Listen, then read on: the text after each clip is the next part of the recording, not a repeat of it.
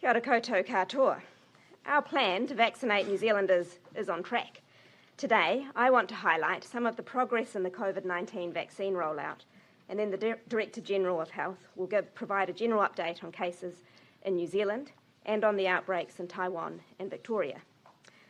But first, I want to acknowledge the outstanding efforts of our healthcare workers delivering what is the largest medical event in our country's history.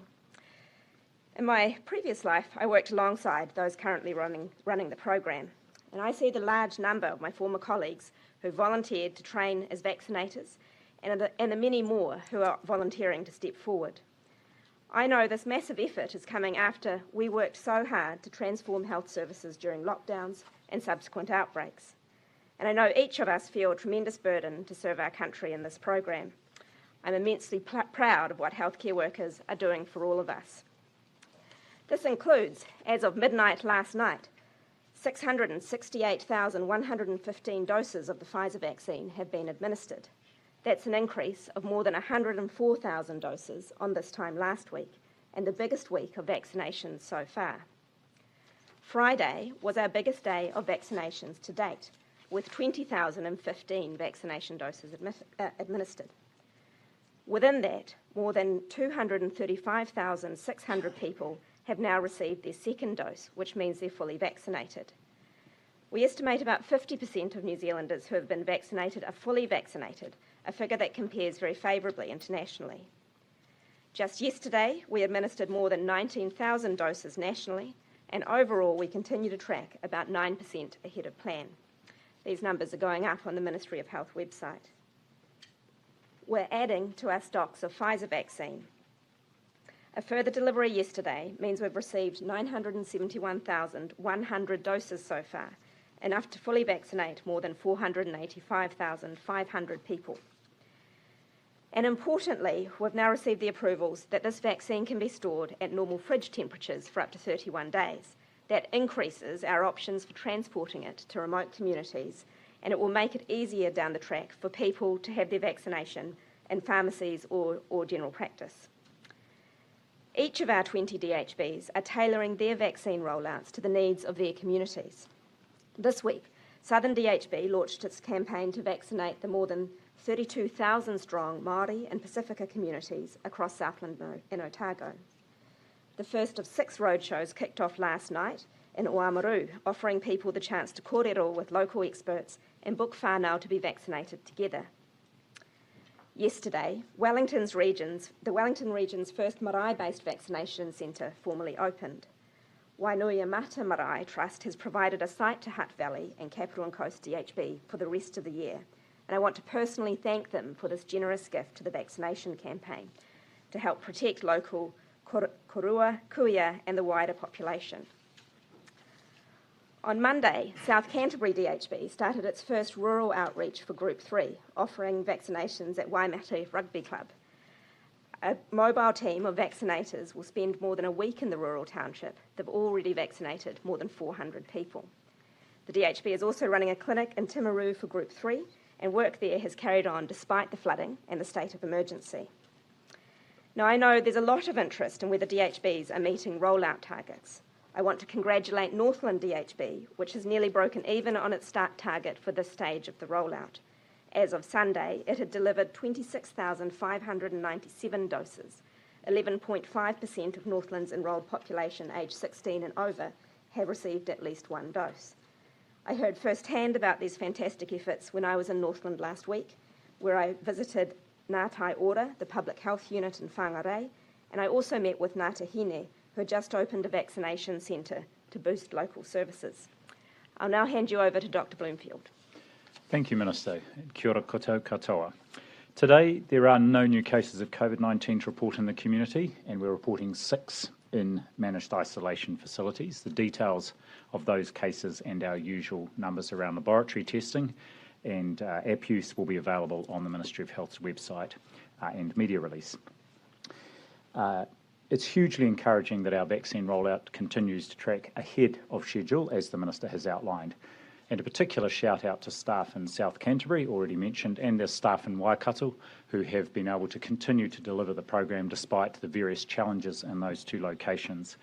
And I also just want to acknowledge the staff in Waikato who have been working extremely hard over the last 2 weeks to continue to deliver care to a wide range of people, and also the work that colleagues are doing right across the health system to support Waikato. I spoke with the Chief Executive there this morning. They're continuing to work hard to address the issues, and he is giving an update at 1:30 today.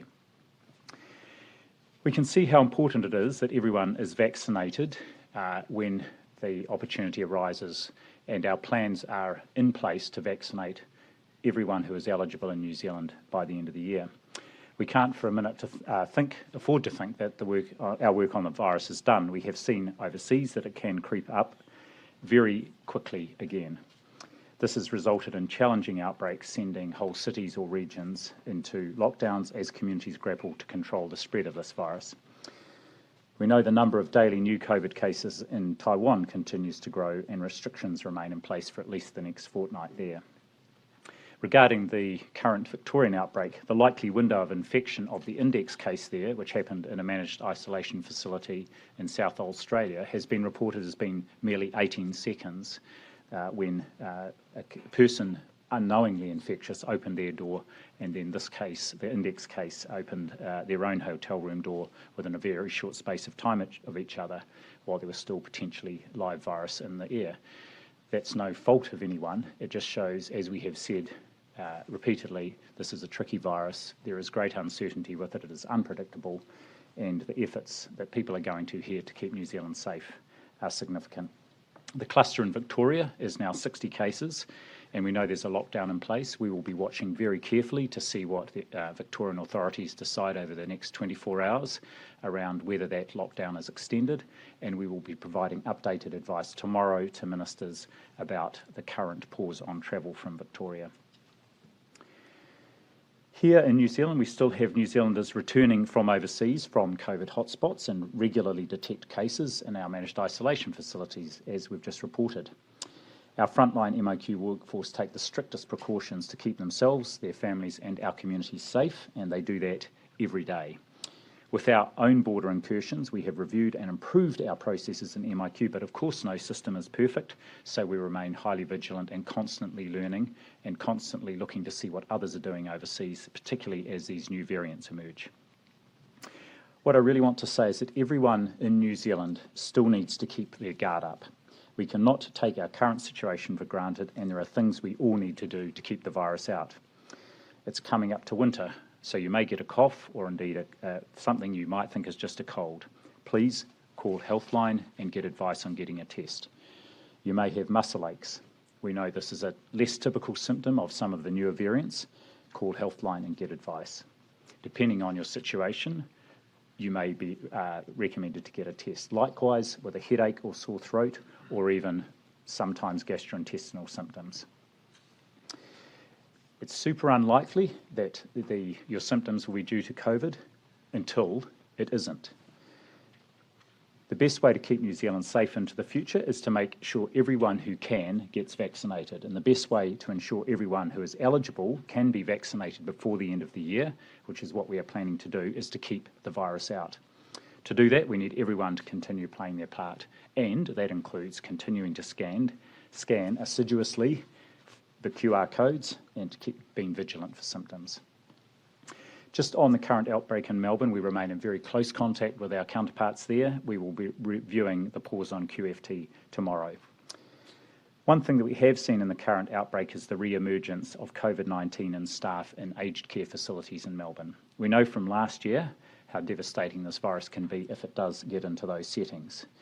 Our guidance at higher alert levels, that's levels 3 and 4, is that staff would not work across facilities if there is community spread.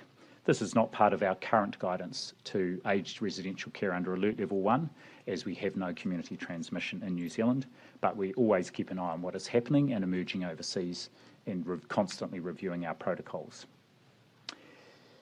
In terms of the vaccination rollout, there is agreed advice with the College of Midwives and the Royal New Zealand College of Obstetricians and Gynecologists on COVID vaccination in pregnancy, coming out in around a week. Updated advice around vaccination with the Pfizer vaccine during pregnancy.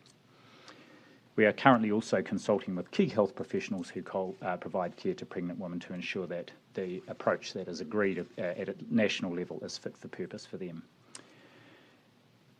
Minister, that's all I've got to say. So, all right. Well, with that, thank you very much, and we'll take your questions. Saturday is the deadline by which you said that all MIQ workers would be fully vaccinated with both doses. Is that still on track to happen? Yeah, they're required to show proof of vaccination on entry from Saturday. Okay, obviously. So what do we know what the proportion is, or it just doesn't matter? They won't get in without showing both. We do. I believe it's very close to 95% that is currently fully vaccinated. Minister, looking at this advice that's coming through tomorrow from the Ministry of Health on Melbourne, I mean, the writing's pretty much on the wall, isn't it? We're going to extend the travel pause pretty likely. Look, we always make sure we have the most up-to-date advice when we make this decision, that we're looking at the decisions, as the Director General mentioned, the decisions that's taken in Melbourne, because of course, in Victoria, because of course that will influence us as well. So no decisions have been taken at this stage, and we're waiting to tomorrow to have that information and make that decision, yes. Just quickly, if Melbourne does extend its lockdown, then there's effectively no way that we wouldn't extend a pause, is there? We'll take that decision when we come to it. On that, what measures are in place should the lockdown be extended? Are we looking into repatriation flights or support for people over in Melbourne who might be having issues with accommodation? Yeah. Our message from the very beginning of the Trans-Tasman bubble has been flyer beware, and that New Zealanders travelling to Australia need to understand that they may need to shelter in place for some time. And I think at this stage, if there's anyone experiencing hardship, they should alert us through the Safe Travel website that contacts MFAT. So on both your views on the impact the lockdown has been having in Melbourne, because you talked about what your concerns at the beginning of the Melbourne outbreak with that link. What are you thinking now with the lockdown? Do you think it's had an impact on suppressing the spread? Well, there's a total of 60 cases in the cluster at the moment. My understanding is even in the most recent cases, the vast majority of those, the ones reported today, are already able to be linked to epidemiologically to the existing cases, and they're confident they will find a link with the other ones. So what I would say is they're doing everything we would expect of them and everything we would do here. And the nature of this variant of the virus too seems to be suggesting it's more transmissible. And I know that the latest reports say that even quite fleeting interaction between people, admittedly in a closed space, which we know is a higher risk setting, has seen people infected.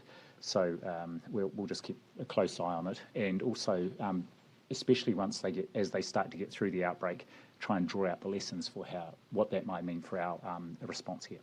When those Kiwis who are affected over in Melbourne return to New Zealand, what will that look like? Will they pose a risk to New Zealand's community? What will we see? Will we see restrictions on those people for the likes of 14 days? What can those Kiwis expect when they return home back from Victoria? We'll have to make a risk assessment at that time, which takes into account their risk of exposure and the period of quarantine is one way in which we might manage that risk. I don't know if you have any other comments to make, Dr. Bloomfield. We're looking specifically if we get into a situation where people are coming back while there's still a lockdown situation for whatever reason, what the options might be for their travel back, including the role of pre-departure testing, testing when they arrive, and also the duration of a period of isolation and whether that needs to be in managed isolation or whether it could be at home. You outlined before that the transmission between the index case and I guess the second case was only just 18 seconds, and that was between both of them opening their doors. How concerning is it that the transmission is such a quick turnaround? To be honest, the main thing that reflects is that it's airborne transmission, which has been an emerging thread of evidence for some time, because over the last, say, 6 months or more, and that's what that shows, that it isn't necessarily direct contact, because direct contact, droplet spread when you're proximate to each other is related to the period of time. It's more likely to reflect airborne transmission. And we've seen that, and I guess the question is whether some variants are more predisposed to that, and that remains an area of scientific inquiry. Yes. To vaccinations, is there an update on what involvement GPs will have in the vaccine rollout? Well, we're eager to see primary care be able to vaccinate people, particularly because many people will have an established relationship with their general practitioner or practice nurse and trust them. But Dr. Bloomfield, do you want to go through the specifics of that? Yes, 2 comments. As we scale up through July and August from around 80 sites to 800 sites, many of those additional sites will be general practices or pharmacies, and we're imagining somewhere between 30 and 40% of general practices during that initial scale up. The change in the ability to store the vaccine at 2 to 8 degrees for 31 days really does transform our ability to bring on more and more general practices. And this is particularly helpful because as we get towards the end of the year and we move into a more business as usual with the sort of, you might say, the mop-up of people who are either becoming newly eligible, entering the country, that will be largely through general practice and pharmacy. So we're anticipating general practice and pharmacy will play quite a significant role through the vaccination of groups 3 and 4. How long is the computer system for booking vaccinations? Well, it's looking really good. It's been trialled in 4 sites, and from this week it's starting to be rolled out incrementally to each district health board. Started yesterday with Taranaki, wired up also this week, and then through the month it will be rolled out to each of the district health boards. And I should say that is this easy thing to say, but it involves a significant team of people going in and supporting. Of course, people need to be trained in the use of it at that DHB end. What I can say is, and we've done a number of demonstrations of this, including to cabinet ministers just yesterday. It's a very user-friendly and I think a very good sort of interface for people, and also the fact that it's cloud-based means that it's got very high capacity for people to be able to book in, and also early on, even when people, for example, those in group 4, like myself, who are not yet in sequence to be vaccinated, will be able to indicate their interest in being contacted. So people will be able to register even if it's not yet their turn to be vaccinated. Do you have an update on the available stock that we have? Yes, we do, and the Director General is just looking it up. I'll take another question while he does that, yes. No, pass. This is for Dr. Ashley Bloomfield. Well, I was actually just going to ask about the sequencing there for group 4. Can you explain how exactly that's going to work out? Is it going to be broken up by cohorts of age like we've seen overseas? Is it going to be based off of people putting up their hands and showing interest? Or is it just going to be on July 31st, the portal will be open and everyone in New Zealand, 2.5 million people can put their hands up? Well, it won't be that one, will it? So the plan for the rollout in Group 4 is being worked through, and exactly how we should put some more structure around that and what factors we should consider. So we're working through that, and we'll be able to make further announcements on that in due course. Do you have a response? Just vaccine stocks, 260,000 doses in, and we're expecting again next week a further 49,000 or so doses to arrive. What I would also say is that in addition to the online ability to register, there is also a whole team being stood up at Healthline, Whakarangarau, and so people will also be able to call and do the booking through the Healthline phone number as well. Actually, it will be a special phone number. We will be giving more information out over coming weeks around just the timing, when people can expect that they are likely to be invited. But as I say, that doesn't preclude people from registering their interest first up, and then the more information and details we have about them, then we have the ability to link to their NHI number, and then it's all ready to go for when that time comes. This updated vaccine colleague over data. here has been waiting for some time. Dr. Ashley Bloomfield, have you sought assurance that the Olympics is safe to go ahead? I wouldn't see that as my role to do. That'll be a decision for the International Olympic Committee in discussion with the Japanese authorities. Go ahead, given experts including Michael Baker says it shouldn't? That's a decision for the International Olympic Committee. The available stocks that we have, does it look like we're basically going to run through them at the end of the month So if there is no arrival, and when will we find out from Pfizer when the next, when the July shipments will be and what they will be?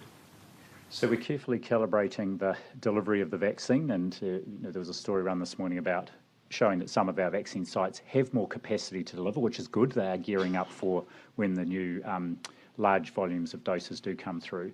We are carefully calibrating the rollout to our supply at the moment. We are expecting to find out in the next few days from Pfizer when what the schedules of delivery are likely to be through July. But in the meantime, I think you would have seen statements from Pfizer a couple of times in the last week confirming their commitment and no barriers to delivering, as they have indicated that they would. We're just waiting for the detailed numbers for July, and we're expecting those in the next few days. We're roughly 100,000 a week happening at the moment, and if we're getting 50,000 a week up to the end of the month, then we're basically, less than 100,000 if nothing else comes. What's the plan B if there's a delay? Well, let's see what information we get from Pfizer in the next few days, but I was asked that a year ago. The plan is the plan. We'll wait and see what Pfizer says, but we're running it to, as the Minister said, it's 109% of what was planned, so we're running it very much to the wire, but we are also very confident Pfizer has not let us down at all to date, and we're confident that they will deliver as they've said they would. AstraZeneca MedSafe approval, is that far off? And can that be rolled out if Pfizer doesn't arrive? Actually, the approval of the Janssen vaccine is closer, and the committee that is considering that is meeting on the 15th, and so we're expecting advice from them in the day or two after that, so we'll let you know when that advice comes through. We are still waiting for further information on AstraZeneca for the MedSafe to be able to do the full assessment. Do we have shipments of Janssen that have arrived? No, they had always said that they would start to arrive in the third quarter, but we can't do the final, they can't give us the final dates for that until it's been approved. So the Pfizer data on the 12th to 15th was expected to be in with MedSafe at the end of May. Has that happened? Yes, they have got the data and they're analysing that at the moment, so we will give an update on when we would expect a decision to be made about extending to that group, age group, if MedSafe says it's appropriate to do so. Just in the new vaccination data, how many of those shots have been delivered to Group 3? Do we know that? Over 75,000. In terms of, have you had any new or updated evidence in terms of what level of vaccination we need to get out to achieve something like herd immunity? Overseas, with the new variants of concern, there's been some jurisdictions where that number has been put as high as 90%. Is that something that you've been looking at here? Yeah, certainly we have a number of expert groups advising us, and some of them are looking at precisely that issue. It's a very complex area. I think we've traversed some of the complexities before. Firstly, that whatever coverage target you have to try and reach, the unvaccinated people who are too young to be vaccinated, of course, won't be, so that means you have to be even higher in your vaccinated population than you might estimate. Yes, indeed, there is questions that if a new variant is shown to be more infectious, so to have a higher R value, that also might raise your threshold for achieving population immunity.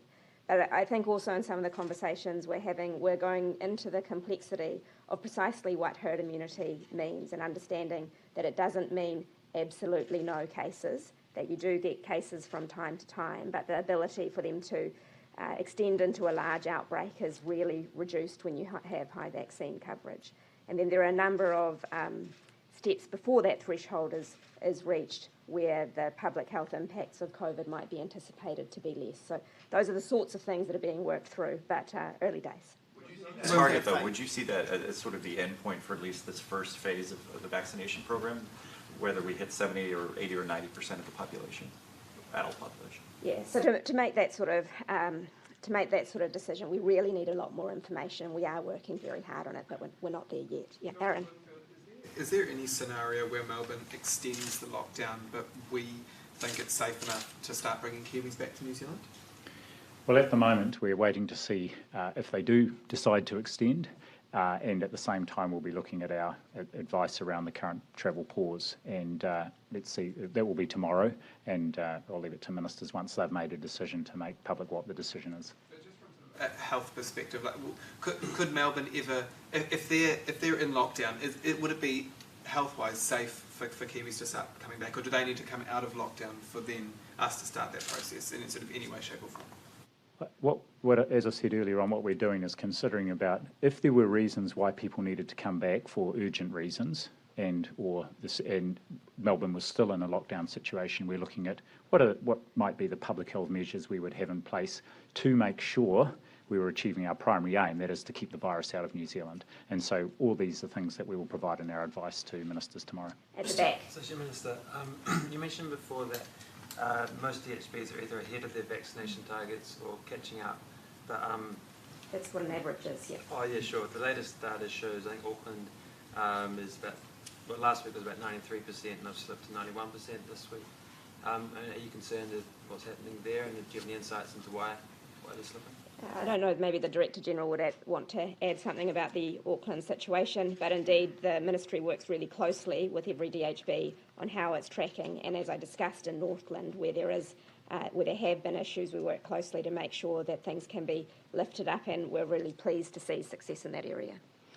Yeah, thanks, Mr. Just to say that the northern DHBs, Northern Region DHBs, so Metro Auckland plus Northland, is still about 40% of our total vaccinations that are being done at the moment. So if you think about their contribution to the country's total, it's actually ahead of what it would have been, even if they are a little behind the plan that they had set for themselves. I don't have any concerns about that, and I know that they are continuing to roll out, for example, roll out additional general practice hubs. They already have, I think, around a dozen in place, and there are further ones coming online. So they're continuing to build capacity there too.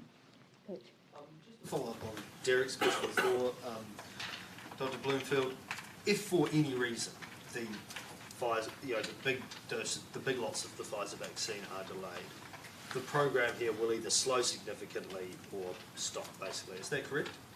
Yes, and you've heard Minister Hipkins talk about this before, that we are intending to use the vaccine we have got in anticipation that more will come. If there is a situation where we need to slow things down for a week or two, we will do that. However, we are also at this point confident that Pfizer will deliver, and there's no reason to believe they won't. Just on the WHO giving the different strains of COVID variants new names, is this a helpful contribution, or does this make the whole thing a bit more confusing?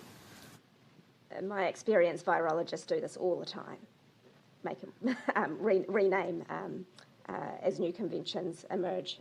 So it does mean that if you're in touch with the scientific literature, you have to be watching the changes in names all the time.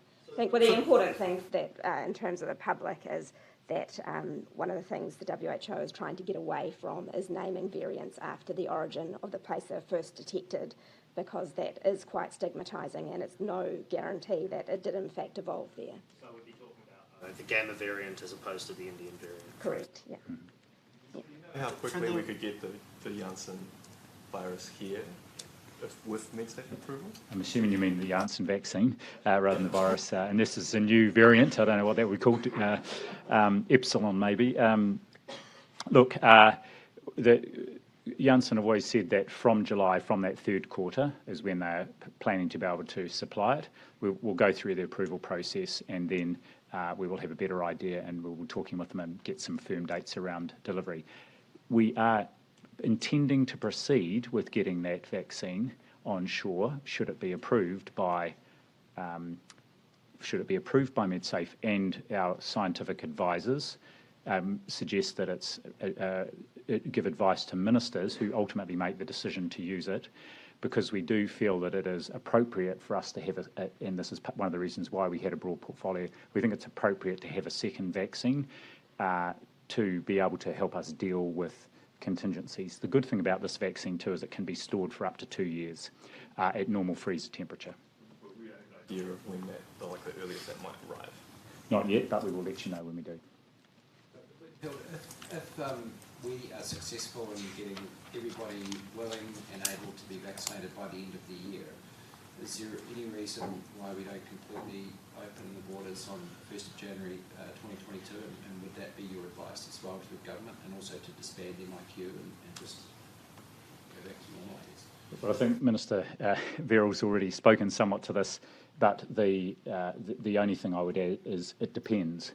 And the reason I'm saying that is it is quite clear that this pandemic is probably not even halfway through. We might be at the end of the beginning, but we can see that new variants are emerging all the time. Countries that previously were keeping the virus out are now challenged by that. We can see outbreaks emerging in countries like India recently that are extremely extensive. Our strategic advantage as a country to date has been our agility, and it is very important that we maintain that agility. Vaccinating the population gives us more options, and I think the discussions that are being had right across government and with the business community as well are how do we make sure we exercise those options in a way that maintains our current protection of New Zealanders and without making any hasty decisions. And so to that end, it won't feel like flicking a switch at the conclusion of the vaccination program. It will be a managed process. On these vaccines, the current situation in some cases means people are calling 0800 vaccine numbers and finding the system has no record of them, so their details are being manually entered. This seems far from ideal, do you not think? So what I can say is that the booking system, and indeed whether that's done online by people or through ringing the healthline whakarongarau, that is designed to make sure that we have the up-to-date details of people and we are able to match it with their National Health Index number. The advantage then is that we can provide information out to their GP and we can record also when they have their first and their second vaccinations on our new COVID immunisation register. The current processes for booking and for vaccination vary across the country, but it's for most of them it does require people to provide that information, their personal details, and then that can be matched to the NHI database. That won't change, except the process will become much more consistent and easier across the country. When calling these 0800 numbers, their details aren't even coming up. So what do you say? Are these people who haven't had a vaccination yet, or people who have already been vaccinated? Haven't. Have been vaccinated. Well, I'd be very surprised, but if you can provide examples for me, I can follow those up. Mark. When Group 4 begins vaccinations, so just to clarify, what you're saying is not everybody in Group 4 will have a shot at being vaccinated from the start of the Group 4 rollout. There will be some form of sequencing, whether that's by age or region or something else. Is that correct? Indeed, and you can see that from the profile of the model that after July the expected trajectory is, with some variations, roughly flat, isn't it? So obviously we cannot have a big surge of people all in one go from July. In the House yesterday, it said that DHBs could access the National Immunisation Register to look at the vaccination status of each one of their employees, presumably even people who are not involved with the sort of COVID-19 response whatsoever. Is that a violation, of their privacy? And are there any other government agencies or departments that would be able to access the register to check on the vaccination status of their employees? Yeah, so just remembering that district health boards routinely deal with occupational health and safety issues for their staff, including having to maintain databases of whether or not their people are vaccinated for hepatitis B and other viruses that they are at risk of the healthcare setting. So I'm sure there is a privacy part to work through with that, but that's a pretty normal process in a health employer. You said before that 95% of MIQ workers were fully vaccinated. Do you have a number for non-MIQ border work, the non-MIQ border workers? We'll be able to give that to you, yes. What is that based on? It's based on, if I may say, it's based on the data in the Border Worker Testing Register, and what I can say is we can try and get the current figure, but it is growing all the time. So we're continuing to see uptake of vaccination by our border workforce across a whole range of settings and across the more than 500 employers in border settings. Looking to be able to match the testing data of those border workers with the immunisation register. Has that happened? Yes, so employers are able to go in and check on the vaccination status of their employees if those employees have given permission. In fact, they can do that now to determine whether someone is or isn't vaccinated. We also go in and see that everyone who is being regularly tested according to the register is also vaccinated. That's correct, yes. We're able to do that for the different groups working at the border, yes. Are you aware of any sort of the proportion of those who are being vaccinated, who are being tested regularly, are in fact also vaccinated? I don't have the proportions with me, but we can find out that information. Back to the Melbourne situation for a moment. There are 500 rooms in MIQ that are left vacant for the Trans-Tasman bubble since it opened about 2 months ago. So we've got about 2,000 spots of MIQ room left open just in case something happens with the bubble. We now have the situation in Melbourne. We're looking at the possibility of a fortnight's worth of lockdown. Where's the threshold for when you start using those rooms? And is there a possibility that those rooms could be used for a less than a 14-day stay? Yeah, so as I mentioned earlier, should we ever approach a decision like that, we need to do a full risk assessment, and it may well be that in a particular permutation in Melbourne, by the time we are able to do that, the risk will be lower in returning New Zealanders from Victoria than it is in other parts of the world, and we may well be able to work through a different quarantine requirement for that. But it just depends on the facts at the time that we are able to do that. Unless you have any other comments on that, Dr. Bloomfield? Just to reiterate the comment I made earlier on, we are looking at, given the situation in Victoria, if people are coming back, and that's a decision yet to be made under what circumstances and when, what the requirements would be on them. And yes, as you've suggested, one option is that they may not be required to stay in managed isolation if that's what's decided for the full 14-day period based on a risk assessment, but we're looking at all the options and that'll be part of our advice. Right, I'm due in the House very soon, so one last question.